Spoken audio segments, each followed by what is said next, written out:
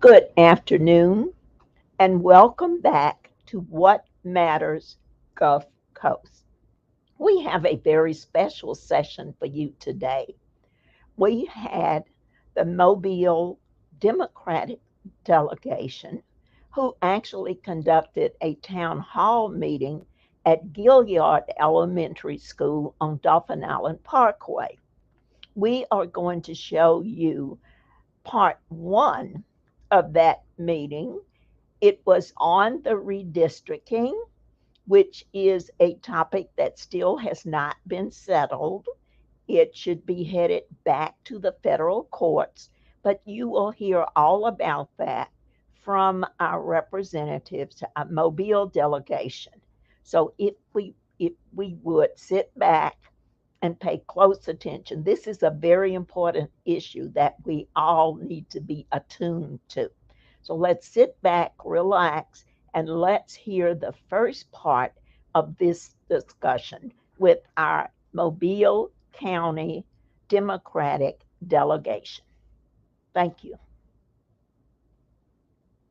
Saddest things that I have heard, a bill that has been introduced that would have had that impact in the state legislature. And so I'm happy to say that there were a number of people from Mobile, the League of Women Voters, NAACP. Other folk actually came to Mobile and packed meeting rooms in both the House and the Senate to oppose that legislation, and it did not pass this time around. Without a doubt, it will be introduced again next year, so we have to continue that fight. I introduced a bill that did not see the light of day that would have allowed an elderly or disabled person to designate someone to assist them with their absentee ballots, that their absentee application and also their absentee ballot. Again, the bill did not see the light of day because the Republicans did not want that to happen. I will introduce that bill again and continue to fight for it in hopes that we can get it passed. Some of the other things that I think is real pertinent that Democrats have championed, and it did pass, and that was taking the sales tax off of those foods that are under the SNAP program. We're taking baby steps, but it means that some of those products like eggs and milk and cheese and some of those other programs, you will no longer have to pay sales taxes on that food. We look at it that it's a baby step because we've been wanting sales tax off of all foods, but if we can see how this will affect our education trust fund budget, we're going to propose keep taking it off of all foods. So that's one that you will enjoy coming up very soon. We're talking about the state portion. The state portion, not the county or the city. And in the first year, it's 1 cent. Right? 1 cent, 1 cent. So that's one bill that was actually, it was passed and it will go into effect. Another one that I think that I am excited about, and our leader Anthony Daniels, was the one who sponsored this bill, and it is the overtime tax bill, which we think that it's going to be great not only for employers, but also for employees. And we think that it is going to create more workers into the workforce, that they will not have to be taxed on those overtime dollars that they will have to make. Those are two bills. Now, one other bill that I actually sponsored, and I like it because we're sitting in a school and I am on the Education Trust Fund budget, is a raise for all of our teachers and support staff.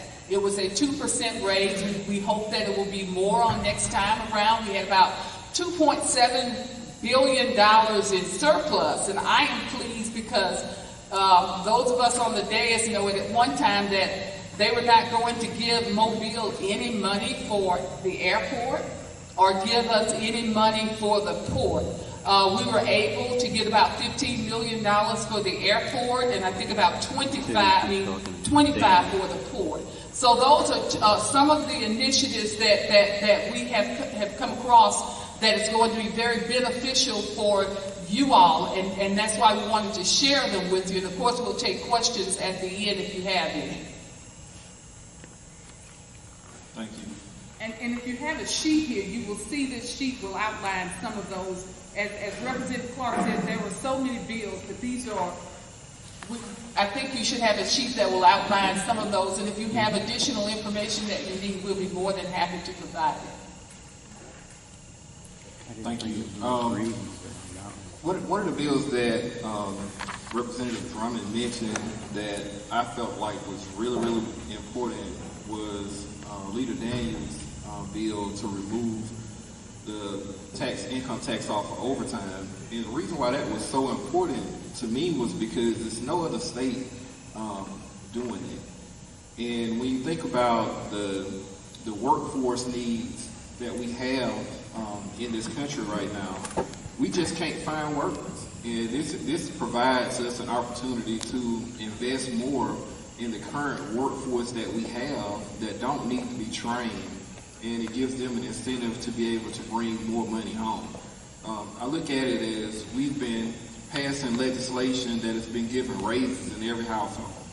Removing the sales tax off groceries, give raises in every household. By providing this overtime tax, not having to pay this 5% tax on overtime, is giving a raise to our hourly workforce, people that are really the backbone of our community. A lot of people celebrated when this happened. Manufacturers celebrated, hospitals celebrated because the nurses, the CNAs, these are hourly workers. A lot of small business people celebrated, like people were excited, the nursing home workers, they were really excited about this opportunity, and I think that was a big deal for us.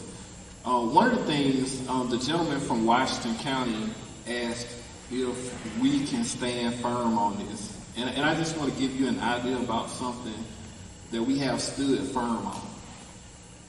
For as long as I can remember, in the Mobile delegation, we have shared co-chairmanship between Republicans and Democrats, between black and white, right?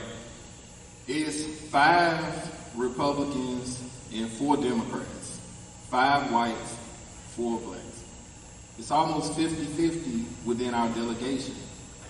But for some reason, after the last election cycle in November, they decided that they didn't want to continue to share chairmanships, and they wanted to just pretty much take over the delegation. We didn't feel that that was right. As long as we can remember when the Democrats was in control, the Republicans had an opportunity to be at the table. Since all of us have been serving, it was the same, it was done the same way, but all of a sudden things changed. So we contested all local bills because we believe that we deserve to have a right and have a voice and have a seat at the table, and people don't have the right to run over us and just tell us what they are going to do and not going to do.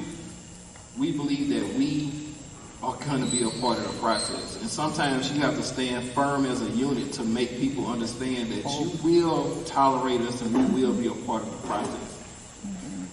So we stood firm and we contested local bills to make sure that they understand that we are serious about having a seat at the table and being a part of the process. So that's just a small example of, yes, sir, we will stand together and stand firm on what we believe in and what's right for our community. Yes, sir, we will do. Thank you, sir. There are a number of bills that, as was mentioned earlier, that was passed that we thought were great bills to help the people throughout the state and also in Mobile County. There were some bills that we were responsible for not letting pass. One of them was that there was an attempt to get rid of the merit system, the civil service system. The merit system came into being because of the spoil system, which meant that since somebody became mayor, if you didn't like the people who were there, you get rid of all of them and hire some new people, no matter how long they've been there. We fought that because we thought it was not in the best interest of the employees to have that happen. Someone who's been there 15, 20 years, and all of a sudden you bring somebody in and kick him out just because he was there before you got there. That's just not right. And we fought that for not just one time. Representative Edline Clark and I was on the committee. We fought it 3 times. Had it not been for this delegation, it would be the law now. And I'm sure it'll be back. There were other bills that we had to fight. One of them was critical race theory. Everything that you see being introduced in Florida, that you see on the news every day, is also being introduced in Alabama. And what we've had to try to do, we've had to try to keep some of that from happening because it's counterproductive to everybody in the state, we believe. When you can't teach history as history, and you have to teach it as the governor thinks you ought to teach it, then we're not educating, we're indoctrinating. So that was something else that we really fought hard for. We still have voter suppression bills that make it extremely difficult for people to vote throughout this state. And I can tell you, we all know that when we go back in session, that's going to be on the top of the agenda. How you handle absentee ballots, the availability of polling places, who can assist you, transportation to the polls. They even got a bill that was introduced that said it's against the law for somebody to give you a bottle of water if you're standing in line. Those they are voter suppression bills. So we have to come together as a caucus and fight those bills.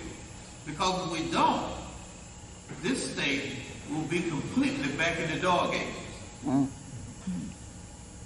So I don't want you to think that a lot of our job is just passing things. A whole lot of our job is playing defense.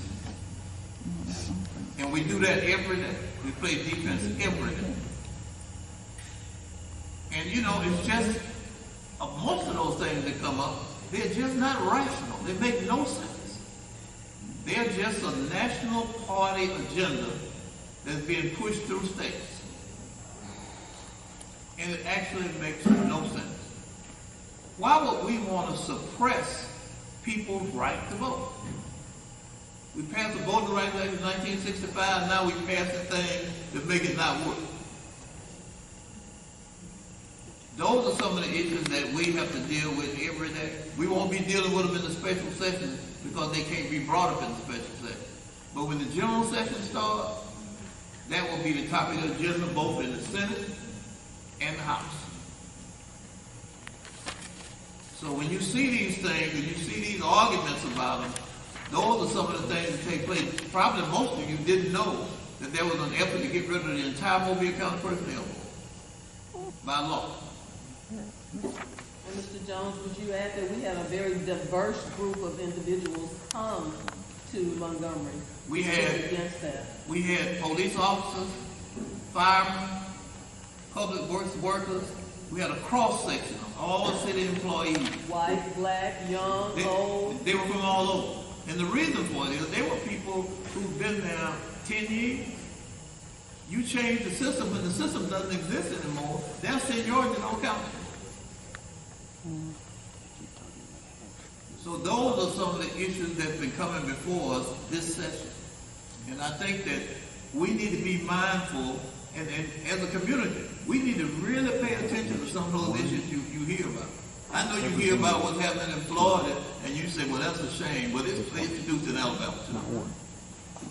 It was introduced right here. They just didn't get it back. And if we're going to argue why we ought to have a cross-section of representation,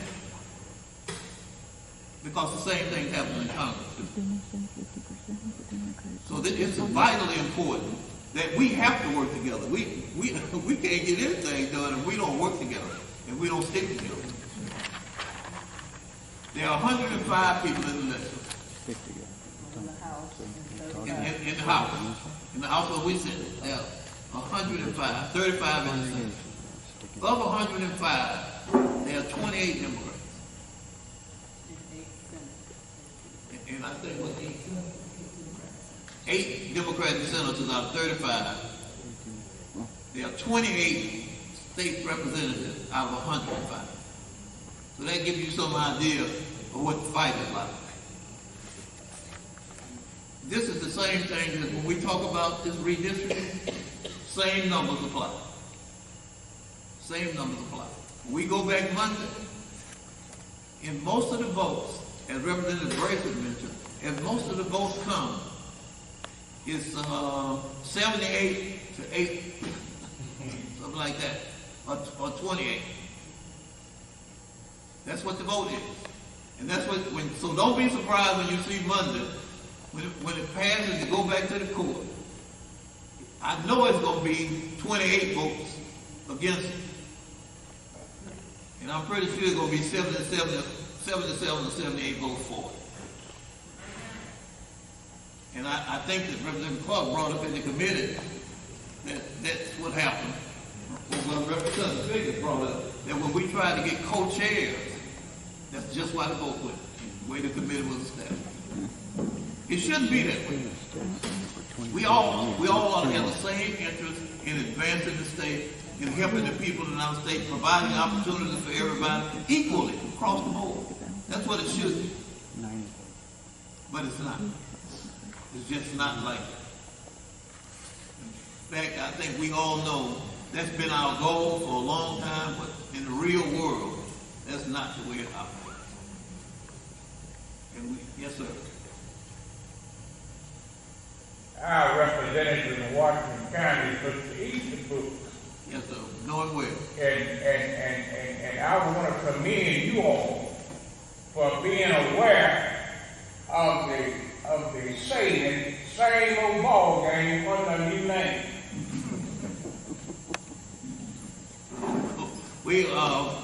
That used to be a Democratic seat. You were aware of that. That was Elaine Beach. Ma'am? That was a Democratic seat. Elaine Beach used to represent. Yes, sir. Yes, Yes, Mr. Easterbrook, and showing you about the demographics, it changed, and a Republican was elected from that district. Right. But we were told that if you look at the data from that district, minorities didn't vote.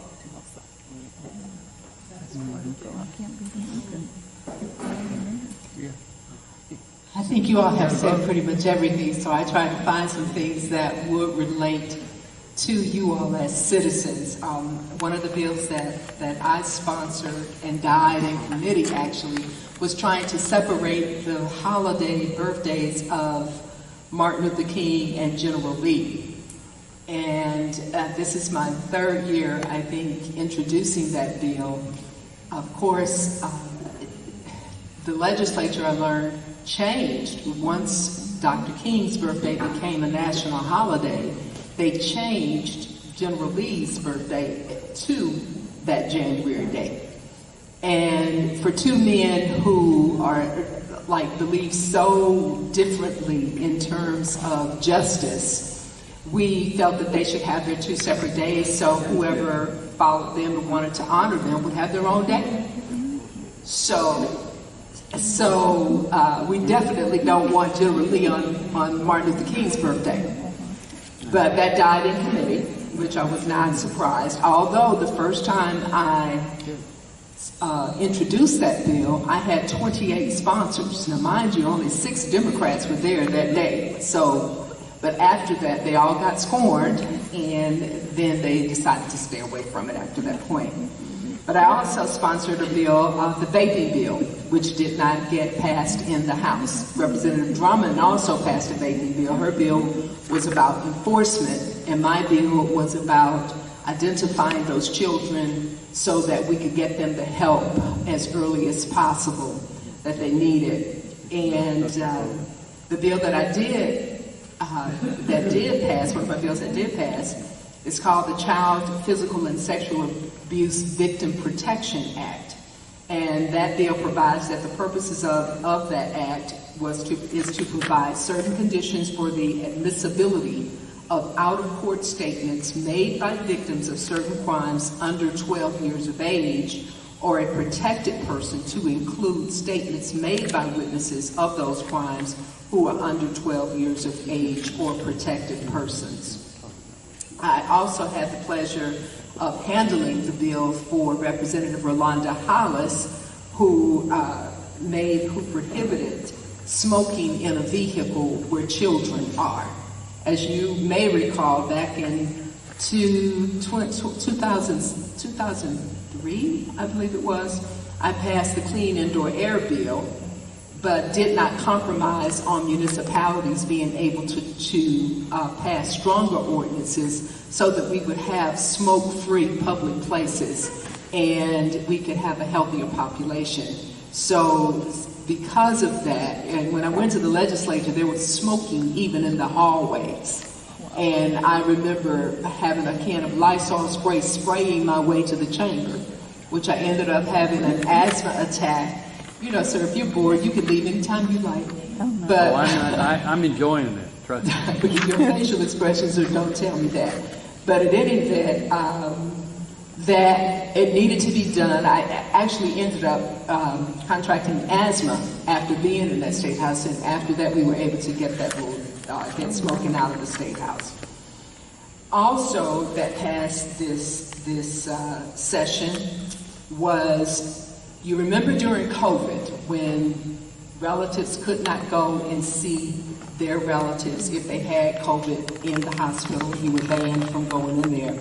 So there is a bill now that provides that each patient of a healthcare facility has the right to be visited during the facility's visiting hours, and it requires each healthcare facility to establish the visitation policy.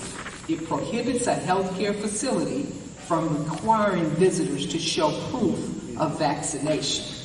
It allows each patient to designate one essential caregiver each day who is entitled to 2 hours of daily in-person visitation. It provides a procedure for an individual to designate an essential caregiver on behalf of a patient who is incapacitated and so forth. Also, one of the bills that we fought is the so-called school choice bill. And all those bills do is take money from the Education Trust Fund, meaning public schools.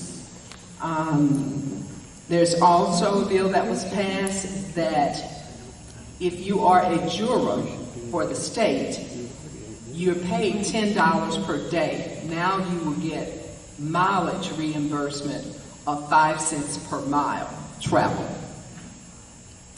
Also, a bill that was passed that will be important for you to know is a bill dealing with distracted driving.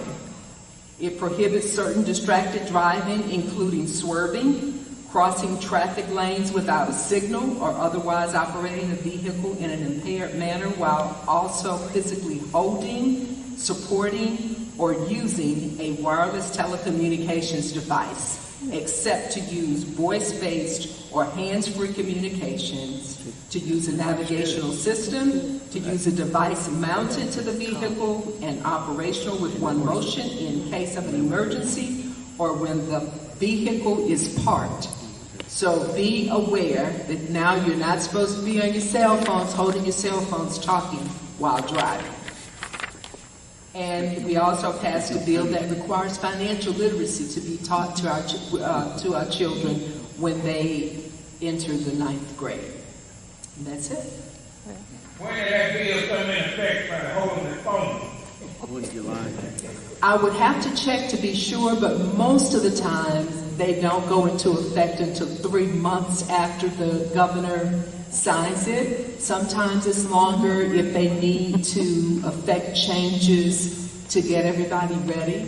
One thing that I wish the state did was to make sure that the citizens are aware of these type bills that are passed that deals with driving. Just like you have to turn on your windshield, you have to turn on your lights when it's raining. Even to this day, not everybody knows that. So I think we need to do a better job in educating the public on these bills that are passed that really do affect your daily lives. I think that in the first year you get a warning instead of a ticket, but then starting year 2, you actually get fined. He wanted to know when it went into effect, when they were going to start stopping you and giving you the tickets. I understand, but I... Well, the news not long ago said that on 1 July, the bill was passed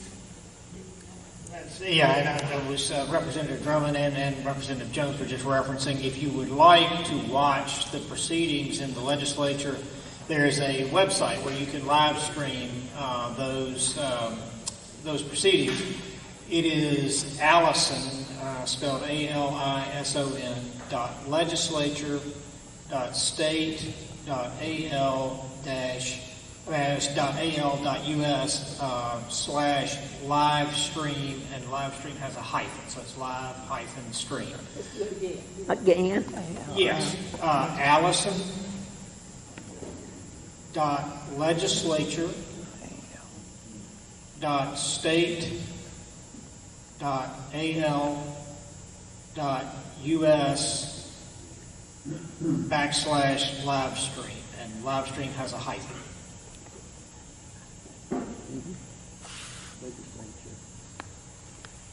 I often hear people that say, well, we don't know what y'all doing. You can live stream any committee meeting. You can live stream the Senate chamber. You can live stream the House chamber whenever they're in session. You can actually watch the session right there online. You can watch everything that takes place. It's vocal. You hear what everybody's saying and everything. We meet at 10 o'clock for our committee meeting in room 200. If you use that, room 200, we'll have the committee meeting on there, and then at 1 o'clock, we both meet in the House and the Senate chamber. Is it 1 or 2 o'clock? 2 o'clock on Monday. 2 o'clock on Monday. The House meets and the Senate meets. You can go between the two if you want to watch both of them. So I just wanted you to have access to that. You can share it with anyone you want. Because I know it's a long way to just drive to Montgomery to listen. So you can actually listen sitting right at home and watch what's taking place. Okay. If there aren't any other questions, we're going to yes, sir. Yeah, I have one. Earlier in the conversation, both Representatives Drummond and Clark raised the issue by way of the terminology apathy, being apathetic towards the voting, and how can getting out the vote. Is there a plan of action for that? Have you come up with a plan of action? And if you have or have not, how can citizens get involved in that initiative? Sir, let me just say this. There's a plan of action that has been continuously in work by these members on this dais.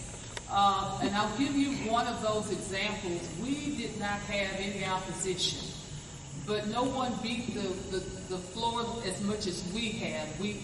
Let's start from the time of the census. We actually spent our own monies and hosted events to get people during COVID to fill out their census report in conjunction with Mobile County Commissioner Masiria Lutgood. We hosted food drives to get people to fill out the census. We have worked with the League of Women Voters. We've worked with Stand Up Mobile, with a number of organizations. And we have actually started, and you will see this, we've started an event that we call Taste of Mobile, and it's all about politics, to expose folks to those who are running for office and the reasons that they're running for office. And every minority individual that represents your area from the city, the county, as well as the state, we all participated in that event. Those are new things that we're doing to draw people into the voting process. So when you say, is there a master plan? I don't think there's a master plan, but we now are working outside of our districts. We're working outside of our election periods. We're not in an election right now, and we're working right now to register people, to get those that are incarcerated to know their rights, with all of the sororities and the fraternities to know their rights so that they will know that they can vote, and to get them all engaged in the voting process. But we need your help, each of you individually. We need your help. I can only speak for me, I did not like sitting in some of the meetings I was in, and when they started talking about voting in the city of Mobile or Mobile County, and they started saying that those that are in rural Alabama are outvoting us, percentage-wise. We're going to change that, but we need your help. It's not just those that are elected sitting up here, because we're in Montgomery probably 80 or 90% of our time. But I can tell you that 10% of our time is spent on trying to get people to register to vote. I think that's an excellent question. The most effective way is to actually do that at the community level, organizations, fraternities, groups, social clubs, they all got together, even in churches. If we just work together to make sure that everyone in those organizations, everyone in those communities are registered to vote, and then that organization decides that they're going to get in touch with people and see if they voted and if they need a way to the poll, this is the absolute most effective way to get it done. To talk to your own neighbors, talk to the people you are around, talk to the groups that you're a part of, community groups and organizations, and especially churches. I was told about a church in Detroit that votes 97% in every election. 97%, because they took that on as a project in their community. And what they actually do is they have volunteers in the church that actually poll every member, see what their needs are, make sure they get to the polls, and then they make a report after the election. They don't necessarily tell them who to vote for. Their goal is to get them to the polls to vote. And that's important in all neighborhoods, all communities, in all areas that we function in within our community. So that's the absolute best way to do it. We can come out and help with that. We can come out when we're in Mobile and talk to groups. But I really think that is more effective when the community itself decides to put together its own program, or the church itself, or the sorority, or any community group who meets regularly. That's a good thing to do, is really check the voter registration and try to make it more. And we will close with this. Let me just tell you one other project that we're doing from the House Democratic Caucus. Under the leadership of our minority leader, Anthony Daniels, our caucus is getting ready to start, and we're working on formulating it now with sororities and fraternities, not so much with those that are older. We're looking for all of the Culturama, the Deltees, the Kappa leaders. We're going to start exposing those young people not only to the voting process, but also how government works. So that will be a statewide project that we're going to do in concert with our caucus. The gentleman asked. Yes, ma'am. I need to add something to what you're talking about. People that are disabled, people that are in wheelchairs, they don't have, I happen to have a way, because I have somebody that lives with me that bought a van where I could get into it and out of it in my wheelchair. I have a way to get to the most people that are in wheelchairs or have disabilities walking or whatever, they can't get to the and giving the absentee ballot is almost impossible in this state. And that's why we've had so many organizations like the League of Women Voters assisting. And if you know someone who needs help, in our districts, we get out and actually make sure that people are aware that they have the opportunity to vote absentee. We will take applications to senior housing complexes so that in the rental office there's an opportunity to pick up an application for an absentee ballot, and we will even say if you need assistance, we can put you in touch with one of those good Samaritans that I talked about earlier. The League of Women Voters, NAACP, they spend a lot of time out in the field assisting disabled and elderly voters. And that's why we don't want to see House Bill 209 pass. We want these Good Samaritans to continue having the opportunity to assist those who need help with absentee voting. And I just want to say for the gentleman back there, I did check, and the distracted voting bill did go into effect immediately when the governor signed it. And then also, this gentleman was correct. The use of a device cannot be the primary reason for you being stopped. It could be a secondary charge, but it does say violators of the law can be fined starting at $50 for the first offense and receive points on their driver's licenses. The bill has a 1-year grace period from the day it is signed, where violators will receive a written. We want to thank you for joining us. We will have part 2 next Sunday. And as I said before, this is a very important topic. We have got to make, and when I say we, I mean the public, we have got to make sure that this happens and that we do pick up that additional district, which should be a minority district. That's one of the things that the Republicans in the state house are fighting. So we've got to stay on top of this because we may have to make some telephone calls, some emails, and maybe even some visits up there. But as I said earlier, part 2 will be next Sunday.